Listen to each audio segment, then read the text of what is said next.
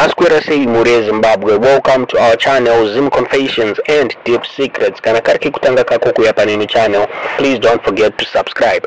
Kana uchiwagara ka subscriber, don't forget to comment and share this video. Nasi ndakwigira inyaya inorwadza nyaya ndosatsitsi muri Zimbabwe. Nyaya yakaitika kuwayo ku Baba Field Stadium muri Zimbabwe.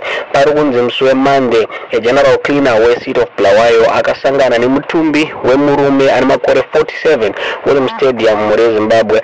Mutumbi uyu wakakonfirma ukaonekwa kuti wanga uri supporter yeDynamos muri Zimbabwe. Murume ari kunzi aiona bhora musi weSunday mumutambo uyo waitamba Dynamos neChicken musi weSunday. Mutumbi wakazoonekwa musi weMonday muri Zimbabwe uri mu stadium re Baba Fields akafa muri Zimbabwe. Chitiko chashamsana wawanda muri Zimbabwe. Murume wazikana kunzi akadaro akafa nei. Saka inyaya iri kumapurisa kutaura kuno kwatiri kuita zvirifungidzirwa kunzi murume uyu akaurayiwa nedoro raaimwa bhozi. Zvaonekwa kunzi musi waitambwa bhora murume uyu aimwa hot stuff muri Zimbabwe, tudoro tunonzi tumbwa tuya muri Zimbabwe. Inyaya iri kushamisa, nyaya iri kunzi satsitsi. Tiudze zvamuri kufunga pamusoro penyaya mu comment section muri Zimbabwe.